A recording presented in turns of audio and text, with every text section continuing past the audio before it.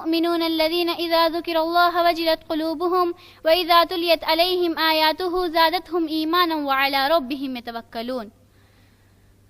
تمام تعریفیں اس وحدہ لا شریک کے لیے لائق ہیں جس نے آسمان اور زمین کو پیدا کیا، اور آخری نبی محمد مصطفیٰ صلی اللہ علیہ وسلم پر درود ہو۔ آج اس اجلاس میں میری تقریر کا عنوان ہے حقیقی مسلمان کی پہچان۔ ایمان والے تو ایسے ہوتے ہیں جب ان کے سامنے اللہ کا ذکر کیا جاتا ہے تو ان کے دل اللہ کے ڈر سے کانپ اٹھتے ہیں، اور جب قرآنی آیات پیش کیے جاتے ہیں تو ان کے ایمان میں اور زیادتی ہو جاتی ہے اور وہ اپنے رب پر بھروسہ کرتے ہیں۔ ایک مرتبہ حارث بن مالک رسول اللہ صلی اللہ علیہ وسلم کے پاس آئے تو رسول صلی اللہ علیہ وسلم نے فرمایا، اے حارث آپ کی صبح کیسی گزری؟ تو حارث رضی اللہ عنہ نے فرمایا، اے اللہ کے رسول ایک حقیقی مومن کی حیثیت سے گزری۔ تو رسول صلی اللہ علیہ وسلم نے فرمایا، اے حارث تھوڑا سوچ سمجھ کر کہو، ہر شے کی ایک حقیقت ہوا کرتی ہے، تمہارے ایمان کی کیا حقیقت ہے؟ تو حارث رضی اللہ عنہ نے فرمایا، میں دنیا کی محبت سے روگردانی کر لی ہے، راتوں کو جاگ کر عبادت کرتا ہوں، دن کو روزے کے سبب پیاسا رہتا ہوں، اور ایسا پاتا ہوں گویا میرے سامنے عرش رب کھلا ہوا ہے، میں جنتیوں سے ملاقاتیں کر رہا ہوں اور دوزخیوں کو مصیبتوں میں گرفتار دیکھ رہا ہوں۔ تو رسول صلی اللہ علیہ وسلم نے فرمایا، اے حارث تم حقیقی مسلمان کی حیثیت تک پہنچ چکے ہو، اسی پر قائم رہنے کی کوشش کرو۔ حقیقی مسلمان وہ ہے جو کلمہ توحید اور رسول صلی اللہ علیہ وسلم کے رسالت کے ماننے کے بعد ان چیزوں کی نفی کر دے جو لا الہ الا اللہ محمد رسول اللہ کی منافی ہے۔ لا الہ الا اللہ محمد رسول اللہ اس عہد و پیمان کی حقیقت یہ ہے کہ حاکمیت و بادشاہت صرف اللہ تعالیٰ کے لیے ہے، قانون صرف اللہ تعالیٰ کے لیے ہے، حق صرف اللہ اور اس کے رسول صلی اللہ علیہ وسلم کا ہے۔ اب کسی کو یہ کہنے کا حق نہیں رہا کہ میری رائے یہ ہے، دنیا کا دستور یہ ہے، خاندان کا رواج یہ ہے۔ ہاں اللہ کے رسول صلی اللہ علیہ وسلم کے حکم کے مقابلے میں ایسی کوئی چیز آئے تو اسے اٹھا کر پھینک دیا جائے گا۔ ہاں کوئی شخص زبان سے لا الہ الا اللہ محمد رسول اللہ کو اقرار کرتا ہے لیکن عملی طور پر اپنے آپ کو مسلمان ہونے کا ثبوت پیش نہیں کرتا تو اس کا دل ایمان سے خالی ہے، وہ مسلمان نہیں بلکہ وہ منافق ہے۔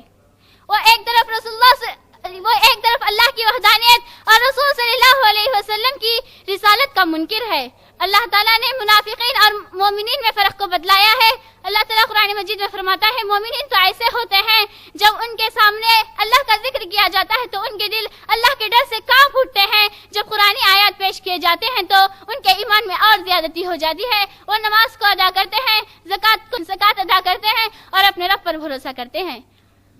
ان کے بالمخالف منافقین ایسے ہیں جب ان کے سامنے قرآنی آیات کو پیش کیا جاتا ہے تو ان کے دل پر کچھ بھی اثر نہیں کرتا اور وہ نماز نہیں پڑھتے، زکوٰۃ کو ادا نہیں کرتے اور اپنے رب پر بھروسہ نہیں کرتے۔ اگر کوئی شخص یہ کہتا ہے کہ اللہ کے رسول صلی اللہ علیہ وسلم کا حکم کچھ بھی ہو، یہ رواج میرے خاندان یا برادری سے چلا آ رہا ہے، اس کو کیسے توڑا جا سکتا ہے، تو اس کا شمار بھی منافقین میں ہوگا، خواہ نماز پڑھ کے اس کی پیشانی پر کتنا بڑا گھٹا آ گیا ہو۔ اس لیے کہ دین انسان کے لباس میں نہیں ہوتا، اور دین رکوع سجود روزہ حج کا نام نہیں، بلکہ دین اللہ اور اس کے رسول صلی اللہ علیہ وسلم کی اطاعت کا نام ہے۔ اطاعت بھی ایسی کہ ایک مرتبہ رسول صلی اللہ علیہ وسلم مسجد میں خطبہ دے رہے تھے، دو صحابہ آ رہے تھے تو وہ دونوں صحابہ دروازے پر ہی تھے۔ رسول صلی اللہ علیہ وسلم نے ادھر مسجد میں فرمایا بیٹھ جاؤ، تو یہ آواز ان کے کانوں سے ٹکرائی تو انہوں نے وہیں بیٹھ گیا۔ تو رسول صلی اللہ علیہ وسلم جب نماز سے فارغ ہوئے تو فرمایا، اے صحابہ یہاں کیوں بیٹھ گئے ہو؟ تو فرمایا، اے اللہ کے رسول صلی اللہ علیہ وسلم آپ کی آواز ہمارے کانوں سے ٹکرائی کہ بیٹھ جاؤ تو ہم یہیں بیٹھ گئے۔ مان ہو جاؤ ایسی اطاعت پر کہ رسول صلی اللہ علیہ وسلم جہاں حکم دیا بیٹھنے کا وہیں بیٹھ گئے۔